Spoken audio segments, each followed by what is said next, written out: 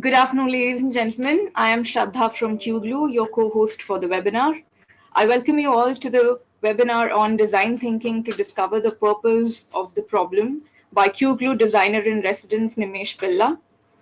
Let me take you all through a brief introduction about QAI. Founded in 1980 in USA, QAI is a transnational consulting company facilitating quality and process improvement in organizations worldwide. With presence in 30 countries and 700 successful client journeys, QAI has evangelized process improvement, operational excellence, and quality in India and globally. Given the market demands and our customers' requests, QAI has promoted its next big thing, the design and innovation venture QGLUE, to address and evangelize design and innovation within organizations. Leading thought leaders and practitioners across industries have come together in QGLUE to create an entity leveraging on the legacy and foundations of QAI. One of such leading thought leaders, Nimesh Pilla, is going to lead the webinar today. Let me just briefly introduce him to you. Nimesh is currently the Principal Design Strategy and Innovation Practice at QGLUE. He comes with over 15 years of extensive experience with experience design, service design, and brand strategy to enhance customer experiences and create stakeholder value through business innovation. Prior to this, he was the principal design strategist at IBM iX for India markets, head design strategy at Future Group's business innovation team, and DGM design at Godrej Properties.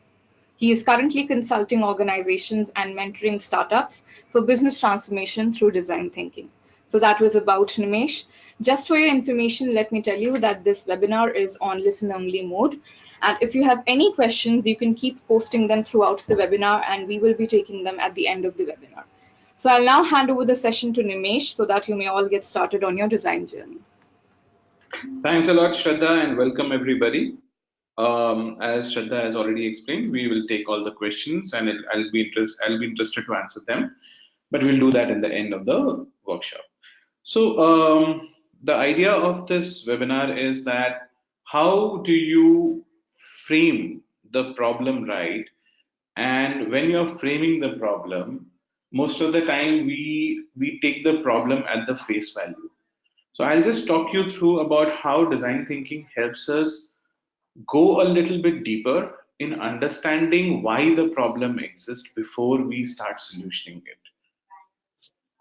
Right? So the idea is that when we, in my experience so far, we meet different clients, and every one of them have their agenda of wanting to be innovative.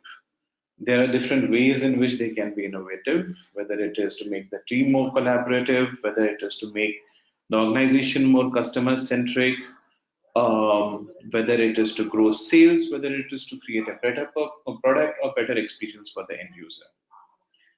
And it is important in today's day and age because if you don't do it, you will be outcompeted. And when you talk about competition, a simple statistics show us that today almost 80% of Fortune 500 companies did not exist about 50 years ago, right? Almost 65% of the jobs did not exist 65 years ago. So there is something which is changing drastically in the world of innovation. The companies who are innovating, the companies who are outsmarting their competition, the markets are changing, the people's behaviors are changing. And there are companies responding to it in different ways. Now, if you look at the types of innovation broadly, right, you can categorize this into these 9 buckets. One is where you have an existing market on one axis. So you have products that you and me have been using, you have solutions that you and me have been using. So there is an existing market and there is an existing offering. So you can come up with another offering which is similar to the next guy. Or you can do a much better offering than the one which the other person is doing and creating a better experience and driving the market away from the competition. Or you can go radically different about it. So, like for example, Tesla, car has been something that we have been using for the past. But to imagine a car in a different way where the car automatically updates itself. It's almost like an accessory. It's almost like a version of your phone where the software or interface is getting changed every time and it's improving. The car itself is improving. So it was a different way of looking at this entire thing. Similarly, if you look at the second line, which is how you innovate to increase a market. So you had certain thing which people were using, you want to increase the market share, you want to go to the new people with the existing offering, and how you could radically differentiate in it. So you always had phones, you expanded the market, and then you created a radically different product with iPhone, which was never there before. The idea of a seamless interface, the idea of you creating a platform where things you can do much more than just make a call. It radically transformed the way we were looking at things. Similarly, we all know about Airbnb and Uber and how they have radically looked at a problem differently. So, what is it that these companies do when they are framing the problem? What would go on in the head of the founder of Airbnb when he was thinking about it? So, what these radical innovators do is they look at a problem and they look at a solution outside the box by understanding the core purpose of the problem. When we are trying to book a hotel, what are we trying to do? We are trying to find an accommodation which is cheap, which is comfortable, and which can connect us to the world outside in that city and give us the flavor of the city. And how where else could you do it? On the other hand, we saw that there are people who have home and who are willing to do that, who are willing to host people. And the idea was to just connect them. So what happens is when you are looking at a problem from an existing solution point, you will not come up with radical innovation. When you have to look at a problem in its deeper sense as to what do the user actually need and where else can I find this solution to my need, is when the ideas are much more richer, the solution is much more vibrant. Just to give you another example, a few days ago, I mean, the idea was so far there were automobile companies and there were companies who changed the industry of mobility. No more that you connect mobility with a Honda or a Maruti or a BMW. You connect mobility with Uber, you connect mobility with Ola, or you connect mobility with the new age companies who are trying to solve the mobility problem. And in fact, for that matter, Hyundai came up with this ad few days ago in the newspaper in India, where they said that we don't want to be a car company. We were a car company at one point of time, and we want to move to smarter mobility solutions. Now, a lot of answers or a lot of future possibilities lie in this statement for Hyundai when they say that they want to do more than car. They want to solve for mobility, where you're disassociating yourself from your product. You are associating yourself with the purpose of your existence. And that is how you need to get deeper into solving a problem rather than fixing a problem. And think about it when you move to, so today we have driverless cars coming into picture. I'm just using the car example so that we all can understand. We have driverless car coming into the picture. What will it do to the future of these industries? So when somebody does an innovation, it is also an opportunity to understand how it will alter the market, the ecosystem, and the behavior of the people permanently. So with the driverless car coming into picture, how will the existing oil and petroleum industry function? How will the automobile parts and repairing and automobile repair industry function? What would the mechanics do? Because the car knows about itself. It has data to know exactly what is the problem. So how will this industry change? How will the insurance industry change? When you don't have the cars hitting each other, how will the automobile insurance industry work? For that matter, how will the traffic rules be for the future? So, what I'm trying to say over here is when you have innovation happening in one bucket, it does not remain in that bucket alone. It affects the entire ecosystem. And as a result of which, you have many startups today helping each other out in that ecosystem and becoming unicorns in the space.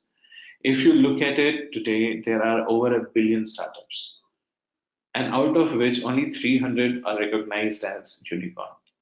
And out of that 300, a small portion of it, only 13 exists in India. And the reason why the startups fail, or the businesses fail, or companies fail is because of these reasons. These are listed reasons from a Forrester report, so you can always go on Google and search it. But these are the key reasons why startups or any idea fail for that matter. Startup is a metaphor over here for any new idea. Any new idea over here fails because one, they don't understand, there is no need for the market. You came up with a technology and you thought people would love it, but people don't need it at that point of time. That is the major reason why startups fail. The other reason why startups fail is because they get outcompeted. And in the later part of the webinar, I'll talk about how companies get outcompeted because they lose the track or lose the focus from their core vision. Companies get Startups fail because they lose track of, they ignore the customer, they ignore understanding the user's problem, and yeah, and the business model just doesn't work because they have not thought through it from how what is the value proposition that they're going to offer the user. And they have user unfriendly solutions. So design thinking, if you go online, there are many courses, many and many versions of design thinking. A large portion of it is A large portion of design thinkers today do a 2 day program and get into the practice of design thinking. But till the time you don't deep dive into it, you won't understand the holistic impact of what design thinking can be all about. So let's begin by understanding what is design and what is design thinking. What the best answer that I could get to what is design is this so far as a designer. What is not natural is design, and what is natural is designed by nature. So anything and everything that we see around, whether it's a product, whether it's a service, whether it's a solution, whether it's a way of solving a problem, somebody in the ecosystem has thought about it, has designed it. And that is what, in broader sense, design means. It is not what people associate design with, which is making beautiful objects, right? So the design is about creating new brands, creating new business, creating new products, services, experiences, ecosystem, everything. And we all design. So it's not left to a few set of people. Just the designers look at it from more a holistic and a visual perspective. They make designs come alive, they make ideas come alive, but we all design. So what is design thinking? Design thinking is a discipline. Why I call it a discipline is because it's not a process, it's not a 6 step tool to understand and solve and apply. If you Google it up, there would be more than 2,000 tools of design thinking. It's a discipline, it's the way you look at a problem, right? And how you look at a problem, it's a user-centric way of looking at a problem and solving it using an innovator's mindset. Let's go a level deeper into understanding what an innovator's mindset is. So, as I said, design thinking is not a one-shot vaccine. So it's almost like going to a gym. You don't build your six packs on the day one. More and more that you go to the gym, more and more the muscle that you build. So you have to practice it. Till the time you don't practice it, it is not going to seep into you. And one of the better ways to practice is through our partners called Luma. Luma has a way of looking at what they have done is they have shortlisted about 36 tools out of the entire 2000 tools that exist around, and they say that these are the critical tool set that one needs to know in order to create their own recipes, their own solution. So as I said, design thinking does not have a fixed path solution. Based on the problem, you need to know what kind of tool set that you need to apply in design thinking. There are various tool sets available for solving a particular focused area of problem.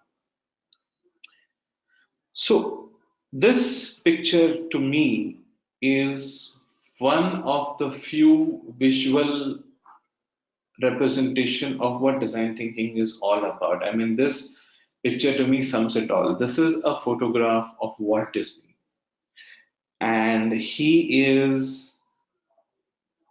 this is a photograph taken during the construction of Disneyland. So what Walt Disney is doing here is he's bending down on his knees and looking at the construction of Disneyland from a perspective of a child as to what would a child visualize Disneyland to be. That is how you create great products. You create great products by putting yourself in the shoes of the user and understanding the things from their perspective, understanding the problems from their perspective. There is another example of a very great man, Arunachala Murgeshan. He is somebody who has been working relentlessly on making India 100% sanitary pad wearing country.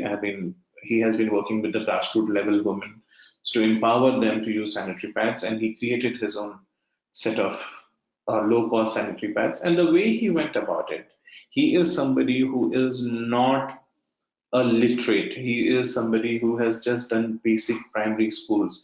He is not somebody who has gone through a formal course of design thinking. But if you happen to look at his life, you will realize that every step of the journey that he went through was a textbook way of solving design thinking problem.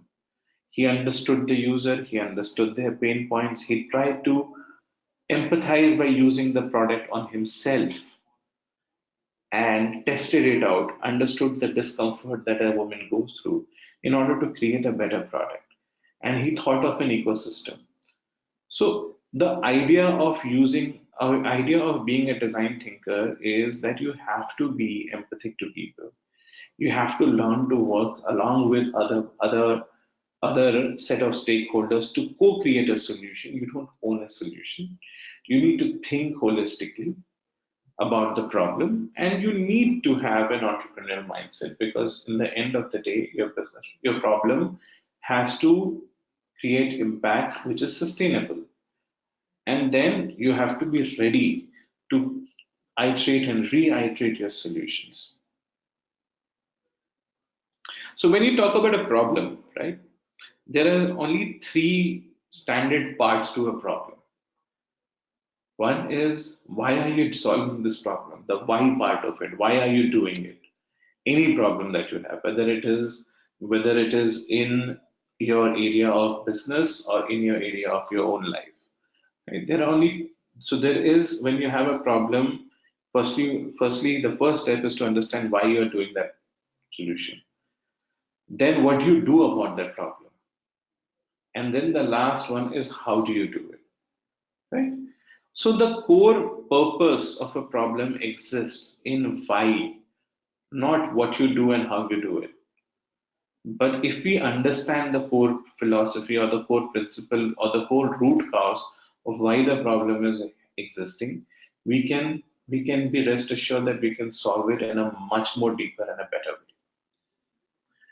And this why, more often than not, is influenced by who is doing it, who are the users, who is causing that problem, who are the people who are going to use your solution.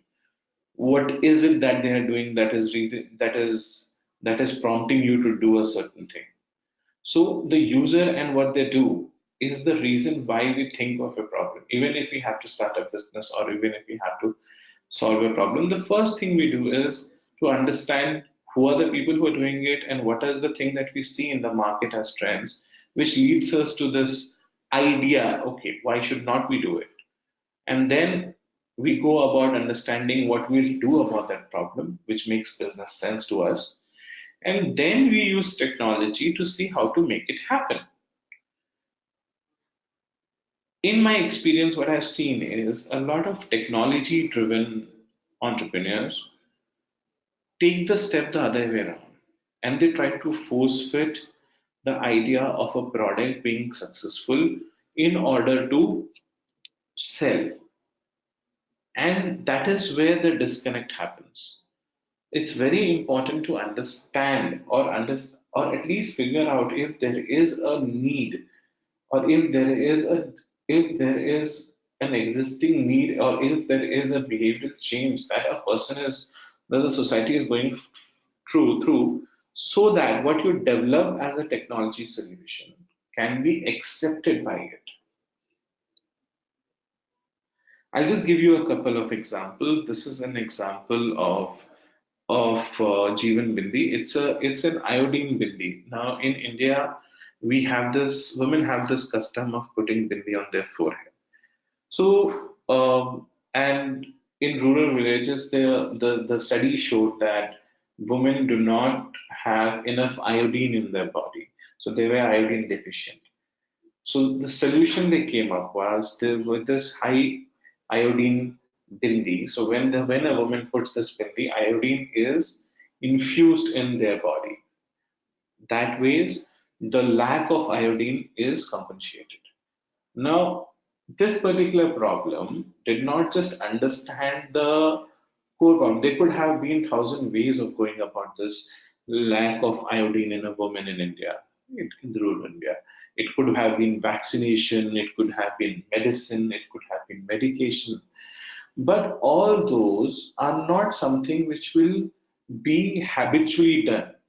You might forget taking a medicine, but a woman in India will not forget putting a bindi. So there is a cultural nuance that was used in order to solve a problem. When we talk about business, we talk about business viability. So a solution has to be desirable, as I explained earlier. Then the solution has to be viable. When I talk about business viability, a lot of people, a lot of consultants which I have met, they tend to look at the business viability only from the standpoint of financial feasibility. Business viability is way beyond that. It can be even the purpose of the organization or the value system of the organization. There is a way, like us, like you and me, we have a certain value system and we don't do a certain thing in a certain way. We like a certain things in our life, we don't like, we have our own likes and dislikes. Based on that, we tend to do certain things which we like to do. Similarly, business also needs to look at I mean, people, when you're solving for business, you need to understand what is the value system of the organization. You need to understand if your solution or if your idea fits into the larger value system of the organization in order for it to become viable, because otherwise they won't. And and usually a good idea of checking what is the larger purpose of the organization is to look at the mission statement. Over here, you see the example of what is Nike's mission statement. And if you read through it, there is nowhere it is saying that I need to create better shoes or better sports equipment. It's talking about inspiring people. It's talking about making sure that everybody is inspired. When it says that you if you have a body, you are an athlete. What their mission statement is to make every human inspired to play a sport or become an athlete. Right? So with that larger vision statement, what happens, or larger problem statement, what happens is the solutions that you develop are not restricted by the product, not restricted by a certain narrowed down thoughts. You're thinking on a much larger scale as to how do you inspire the other person to get up and jog the next day. And interestingly, that happens every time. At least when I buy a Nike sneaker, I go out and jog at least for the next 2 days. It changes, it does something to your gut. And that is what is the value system all about. The last bucket is making things possible through technology. And technology plays a huge role today in making any idea more feasible, scalable. But when you're thinking of technology solution, don't look at just the possibility of it. Also look at how people are going to adopt it. How easily is it going to be available for the mass that we are trying to solve?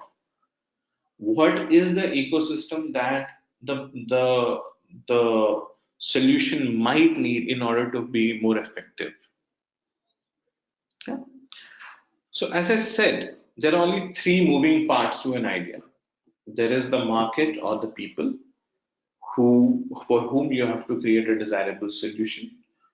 There is technology which will make things possible for you, and there is a business which has its own set of constraints, whether it is financial or emotional. Emotional in the sense of their value system and how they behave and how they work and their processes. So when you have a solution which takes care of all the three, is when you have a great experience innovation. Now, most of the time, companies look at business problems and immediately jump on a technology solution without going deep into understanding what people need. So, as a result of which, you will only have a process innovation. You will be able to do things faster, but that's process.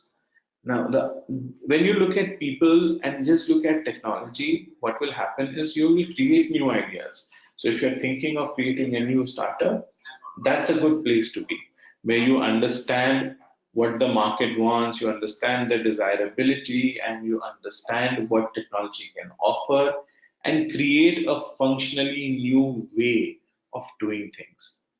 But suppose if you're solving for a business, suppose if you're solving for an existing business, what happens is you need to look at what people want and what is the ethos of the business in order to create emotional innovation. Like in the example of Nike, we buy into the ethos of the company. We don't buy into the product of the company. We buy into the emotional side of the company. And that is what is a huge part of what you pay for. And hence it becomes very important to know how are you associating with your user. Giving, as I was saying, examples, couple of examples of emotional innovation. The fact that you pay more for a Nike shoe versus any other shoe with the same features. The fact that things like Paytm and Grab, they have allowed us to do what we were doing in the past in a completely different way. They allowed us, in the past, we were used to paying by cash. Today, we pay by the mobile. In the past, we would have to go to a taxi place, negotiate with him on the price, have this uncertainty about how which route is he taking me through. Today, I can walk into a new city and I can sit in a cab using Grab, and I know that I will not be cheated. I know what is the rating of the user, who is he, of the driver, who is he, and what has been his remarks in the past. I know how good was he, what has his rating been. I know the route he is taking so that he cannot take me for a ride. So it solves a way in which you were moving. It's a functional innovation and process innovation. Obviously, robotics is something that is going to robotics or or similar examples which helps us do a certain process in a much more faster way. So these are the two models that talk about looking at the problem in a deeper sense. One from a cultural perspective, one from a problem solving perspective. The Simon said, and there is similarities between both. Simon Sinek says that why don't you look at the why as to why you're doing what you're doing, and how do you want to do what you do, and what the hell do you want to do about it. So you frame your problem, then you understand how you're going to do it, and then you break it down to what you're going to do. The other one, which is not very commonly used, but it is very well used in when you're trying to create a new business or a brand, or trying to create a holistic problem for an organization. What it says is that when you are talking about a culture, or when you're talking about a way of life, it's important to understand what is the value system. And these value systems lead to a certain set of rituals that people do. If my value system is to be truthful, I will do certain activities to the world outside, which or a certain I'll be true always, irrespective of whatever is the situation. Even if there is so that it becomes a process, it becomes a ritual to me. Then I do those rituals time and again. There are heroes that get created around these rituals, who become the ideal person whom the society follows in order to be connected through these rituals, and hopefully someday turn into that hero, right? And then there are things that people do, the practice, which is visual side of the entire brand. Um, it's a slightly difficult model to understand, but think of it from a religion perspective, or a culture perspective, or from a city perspective, right? So let's take the example of Singapore, right? There are certain values that the founder of the city had. Based on that, there were certain rules and rituals that were made. And because of those rules and rituals, today's city of Singapore has these these brands, these heroes, which the world talks about, for a small country to come up with such a great set of business solutions. So these people, or these brands become the hero, and then there is a symbol of it. There is a symbol of it in terms of how the world perceives it. There is a symbol of it in terms of the way the world behaves with it. So the idea is, when you are practicing your values well and you're creating these, you tend to have a holistic solution. What we tend to do is to look at the symbols of a problem and try to solve it there. You will never make it a part of their habit if you just look at the symbol, because you're not affecting their value system. If you understand the core values or the purpose of why you're doing what you're doing, you will change it. So in a way, these two models are very much related to each other. Once you change the value system, or once you attack the core purpose, automatically over a period of time, you do things which makes an impact. And when you make an impact, why is making an impact so important when everything works together to solve it? Because your user is being challenged by new experiences every day. And when he experiences something new, which is more holistic, which comes from your gut, by from somebody else, and if that experience is better, he will move to that person. So you have to constantly be at your toes, creating the best possible experience for your user to become, to be his, to acquire his top of the mind jar. As I was saying, the idea of framing the problem is where its heart is. If we wanted a better MP3 player, we would have never got iTunes, we would have never got the entire ecosystem. The problem that was framed was to create a better music experience, and whatever it took to make that experience happen. So Apple did not just create a great product to listen to music, but they also created an ecosystem around so that you can have the best experience. And you have to constantly keep iterating your solutions. So once you are done with a solution, the scientific process is, you start with a problem, you end with a solution. The design process is that there are no two ways about a solution. You can always keep improving it. So you keep making those changes in order to make the solution better and better. The other most important thing about design thinking is to prototype. The idea that you need to quickly validate your idea, prototype at the early stage so that your user, by the end of your journey, you're not wasted a lot of time thinking that you have got the solution right and your user rejects it in the end. By that time, you would have wasted too much time, money, and effort. So even if it is a rough prototype, create it, go test it with the user, get his feedback, and reiterate. As one of the greatest architects ever said, that it's always easy to use a razor on a drawing board than use a sledgehammer on a construction site, because by then you would have wasted a lot of money. The other thing design thinking does is it helps you co-create, it helps you quickly get your idea out and test it with the user. So it allows you to fail fast to succeed faster.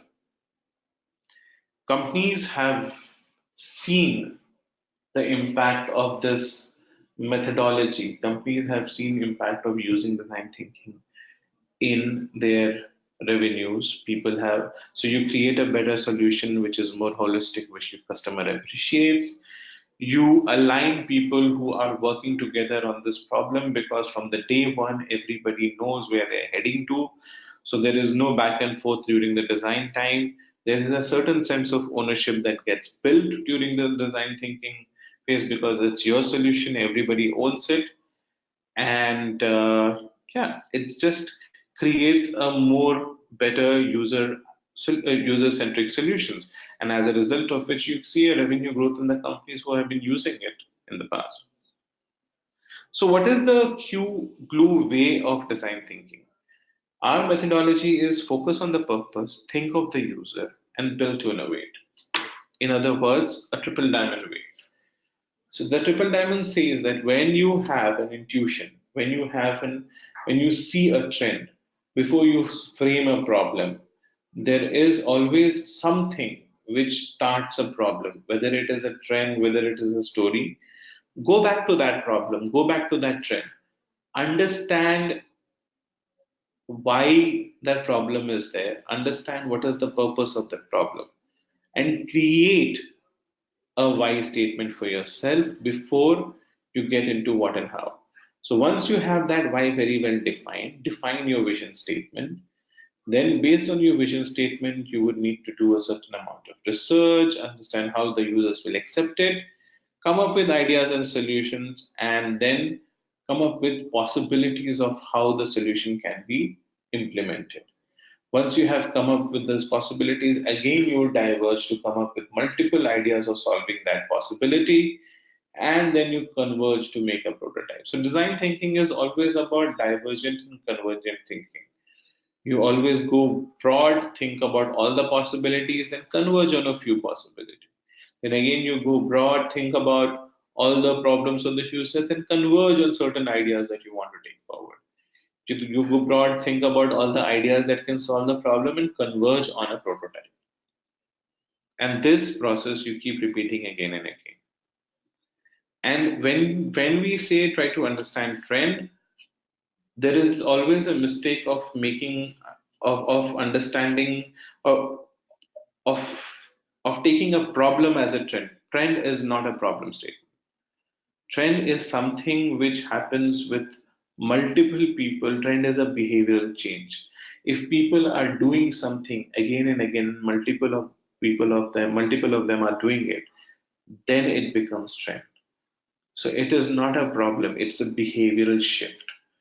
And it is a way people do. Like for example, if you have to travel, you take out your phone and see how much time does it take for you to move from point A to point B today.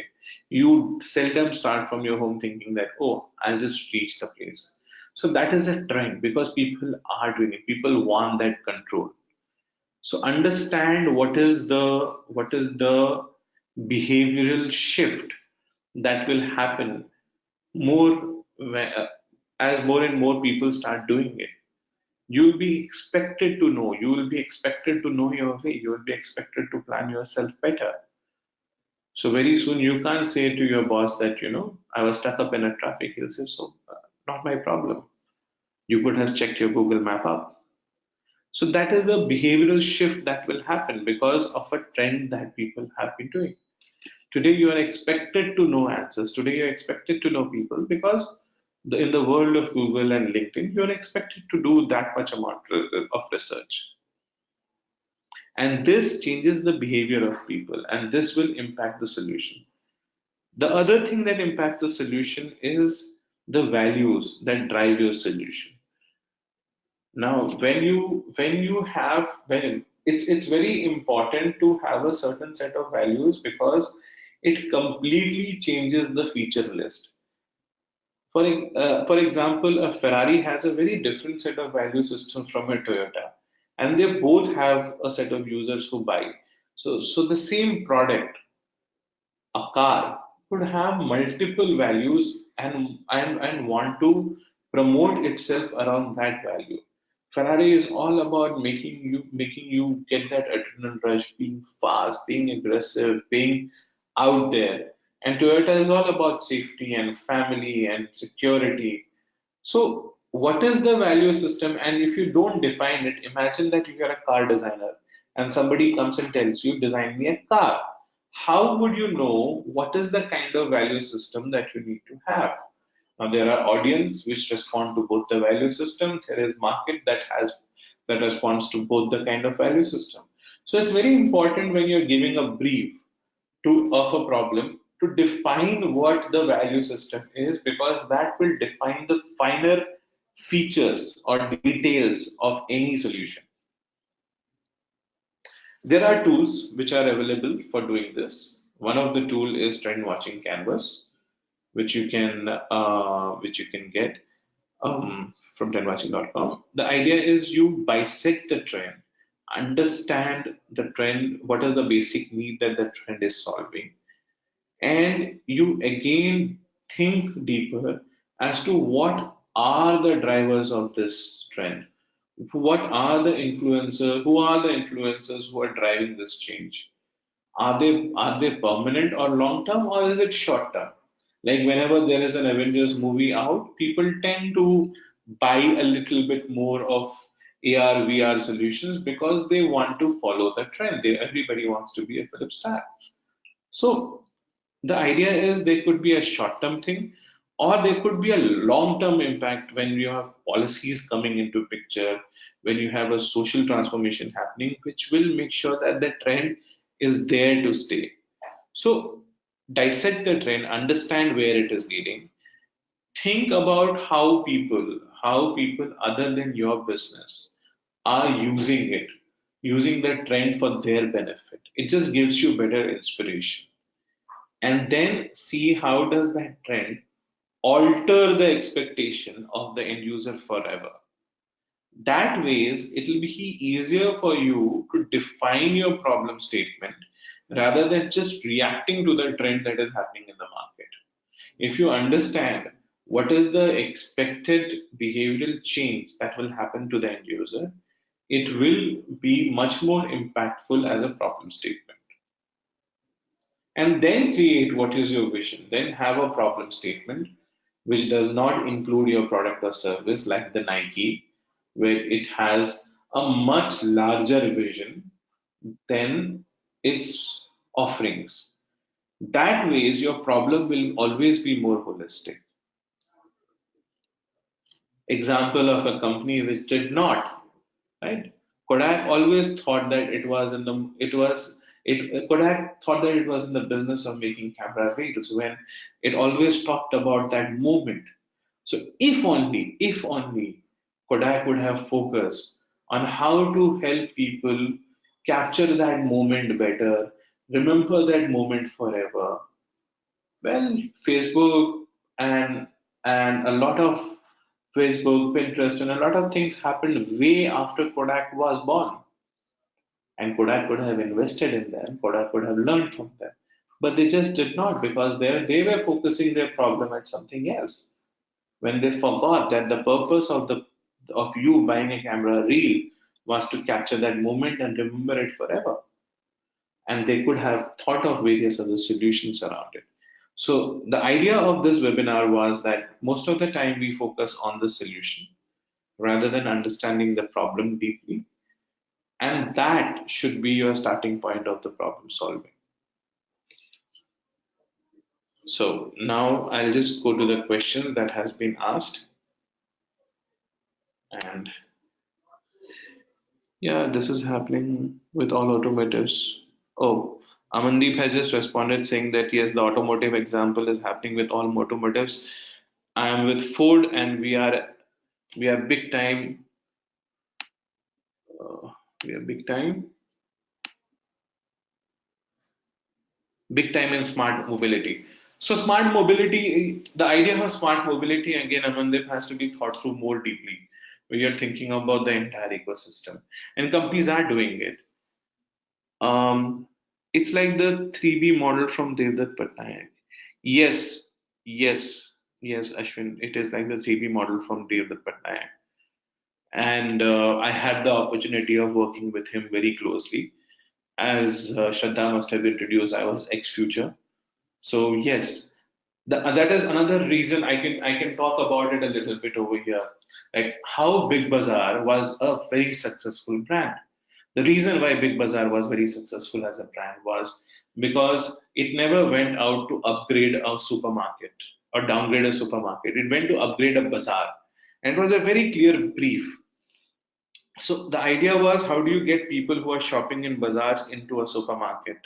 And for the first time anywhere in the country, you had supermarkets which were standing and shouting aloud, saying, customers, here is the sale, this is the sale, this is the sale. Those sounds you hear in bazaar. So when you were designing it, it was not just looking at the experience from creating a better eye movement or making sure that the person finds it. No, it was complete sensory.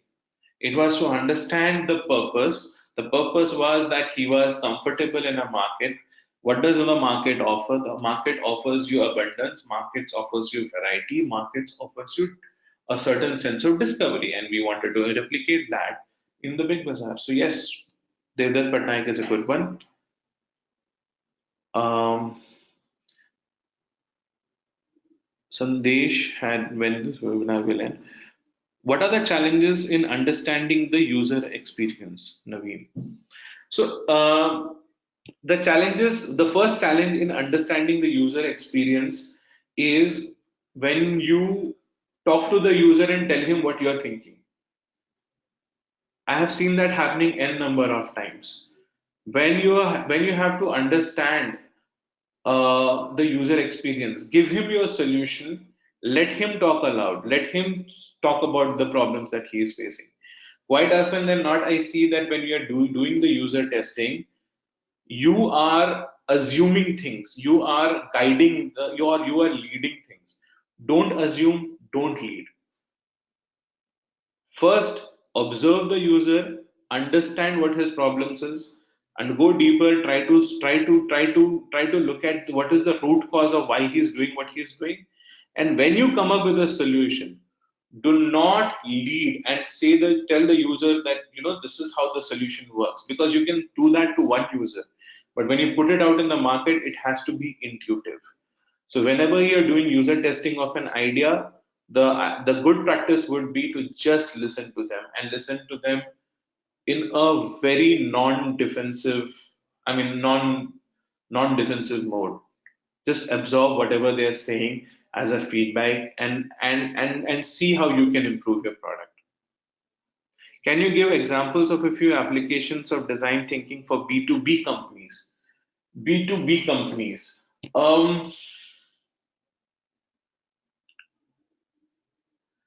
See, there are many, especially in the process space. So I will tell you an example of something that I have worked upon. There are few examples. One I can tell you about a pharmaceutical manufacturer. This pharmaceutical manufacturer manufactures the base components for a larger pharmaceutical company, right? So how do you create for the larger pharma companies? How do you create this ecosystem which is more user friendly for everybody to have a transparency and grow the business. That was the business problem. So here you need to understand when somebody is taking an order, and there are multiple stakeholders, right? There is a sales guy who gets an order, there is a production guy who's fulfilling the order, there is an R&D chap who is telling what is the next thing to do. There are multiple stakeholders in the journey. We had to come up with a solution so that everybody in this journey knows what is happening at that point of time so that they can talk or they can plan better. So, yes, a lot of process innovation in B2B happens in the design thinking space where you understand the solution from a user's perspective. The other big mistake that we always do whenever we're planning a solution, we don't think of the user. We think of a department. There will be a call center department who will handle it. There will be an IT department who will take care of it. Well, we don't work with departments. That's the beauty of life. We work with human beings. There is always a person in the end of the day whose job is to solve your problem or whose neck is in the line. So when you're thinking of a solution, it's always important to understand that person better so that your solution could be even better. What is his level of understanding and comprehending technology? What is his day in life so that the solution that you are designing fits into his day in life? So in B2B space, especially in the process side, there is a huge implication of design thinking. So how does QGLUE deliver design thinking as a journey? What is the role of Luma? So the differentiator, as I talked about in QGLUE, is that we look at a problem in a three-phase approach. We do not get into understanding the user immediately. We take a step back and define the problem statement from a more purpose lens before we define and define the value system before we define the kind of user group and then get into the user research. Luma is a partner to QGLUE in India where we use a lot of tools that Luma has in the organization and in my experience I think it's one of the better tool sets that you can find anywhere, or a more comprehensive tool set that you find anywhere. Where the beauty is they have not said that these are the tool sets, these are the 6 tool sets that you need to do in order to become a design thinker. They say the idea of creating recipes with the tool set so that you can create you can answer multiple solutions using those tool sets and various variations is something that is beautifully there with Luma. And yeah, we use the methodologies of Luma in a large way. My name, how do you differentiate problem solving using design thinking versus traditional Six Sigma methodologies? So, I'm not an expert at Umesh, I'm not an expert at Six Sigma, but what I can tell you with my experience of having worked with people in Six Sigma is that there is a huge empathy side on the people side of a problem journey, which Six Sigma does not dwell deep into. And a lot of processes in real life do not work because the people whom we are designing for, their value systems and their emotions are not taken into account. And I have seen when you marry Six Sigma and design thinking together, it's the most beautiful combination because there you are understanding the people from empathy perspective and solving beyond that. Design thinking method, what, why, how?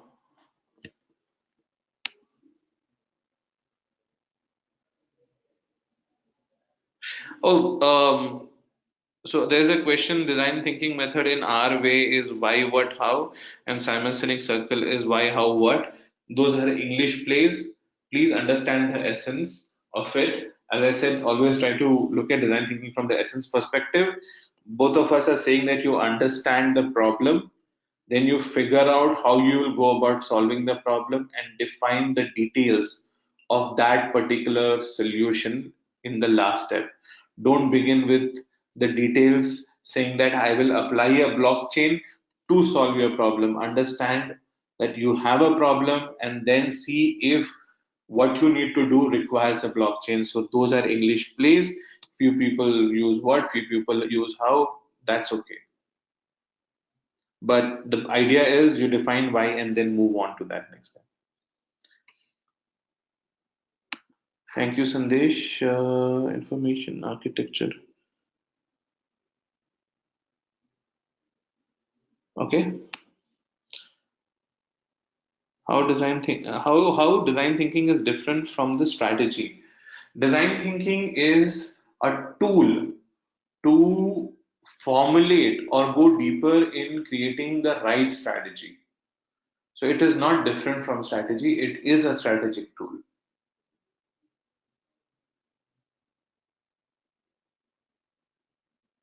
Will this webinar be available on YouTube? I doubt so. That I'll have to check.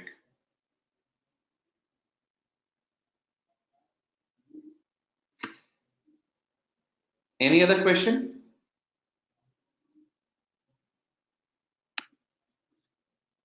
We still have about 4 minutes.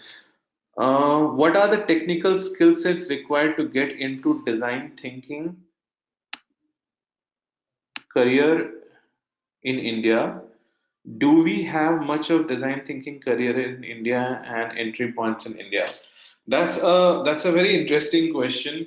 When I had formally learned this was in way back in 2008, and at that point of time there are very few institutes in India which were promoting and talking about design thinking.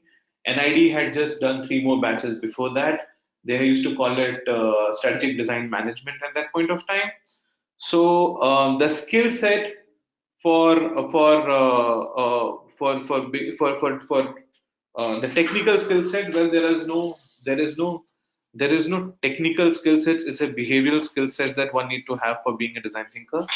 You need to be more observant. You need to be problem solvent. As I said, the tool sets are available. There are courses which are formally conducted as a degree, which gives you you explore these tool sets in a better way. NID does it. Shrishti does it in Bangalore in India. Are there As far as career options are concerned, today there is a slightly more demand than I could see about 5 years ago. Obviously, the entire UI UX market has exploded, and that is a huge place to apply design thinking. There are product designers, there are strategists who are using design thinking. You can use that in marketing. So, design thinking is so you won't have a call out role or a job saying this is you're doing design thinking. You will use design thinking to be a better marketer. You will use design thinking to be a better product designer. You will use design thinking to be a better innovator. You will use design thinking to be a better process person. So design thinking not a is not a job. It's a horizontal which will fit in all the verticals that you do. So as a beginner in UI UX design, what learning path should I follow? What you could do is you could attend workshops. We also do a lot of workshops. We do 2-day programs, we do 3-day programs with design thinking. As QGLUE, you can find all the information that you need on our website.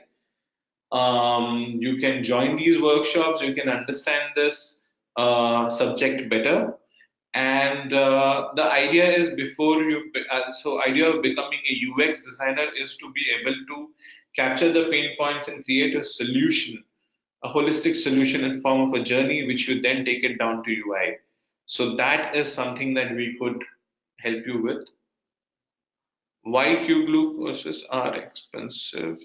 I know it's knowledge.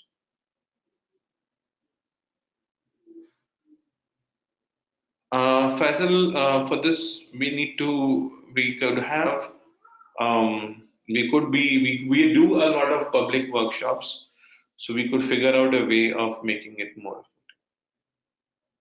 Are there are they open for freshers or only experienced candidates are allowed into design thinking careers? No, see, obviously within certain amount of experience, it's always better because you, as I said, design thinking as a practice is like going to the gym. So more and more you do it, more and more better you become at it. So obviously there is an advantage of it with certain experience, but yes, as a fresher, if you're good at it, if you're good at observing and coming up with insight, I'm sure there are openings for that. Can the 3-day program help us get an in-depth understanding of design thinking, or it will be more a crash course? See, we always say that a 3-day program will help you understand the topic better, understand all the elements of design thinking better. It will be a high-touch program, but you need to practice it in your organization. We also, what we do is when we are working with organizations at a larger level, and even the QGLUE methodology of design thinking is such that it allows you. So we have something called delearn. I'll just go to the slide for that 1 second.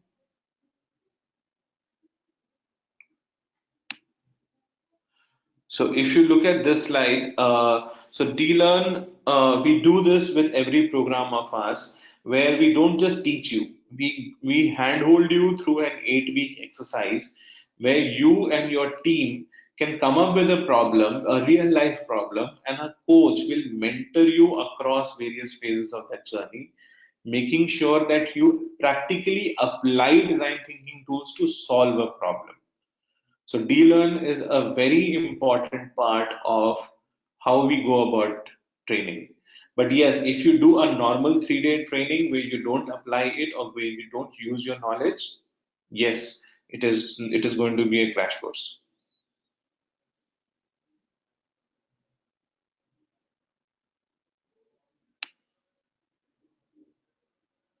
How to deal with the frustrations when your design fails?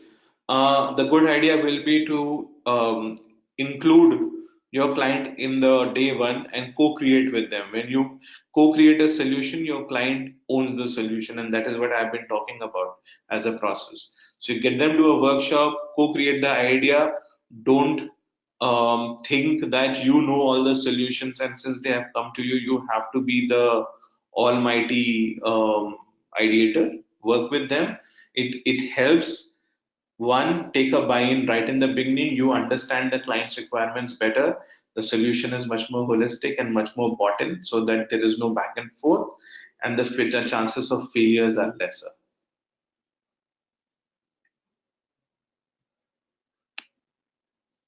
So from what point we start design thinking career, and what is the background, what all backgrounds will be preferred with respect to hiring a candidates from some of these different companies. Backgrounds, design does help. A background in design does help. You can be a designer, you can be an ethnographer, you can be a social scientist. Um, yeah, basically, you have to be a people person. You have to understand people. You have to have your ideas. You have to be having that observant skill of looking at people and looking at their problems in a deeper sense, and have that creative mindset to solve them. I think with that, we would call it a day. And thanks a lot, everybody, for being a part of this journey. So let's begin our journey with design thinking. For any further deep dive, you can always get in touch with us on the QGLUE website or our social media sites, and one of us will reach out to help you. Thank you.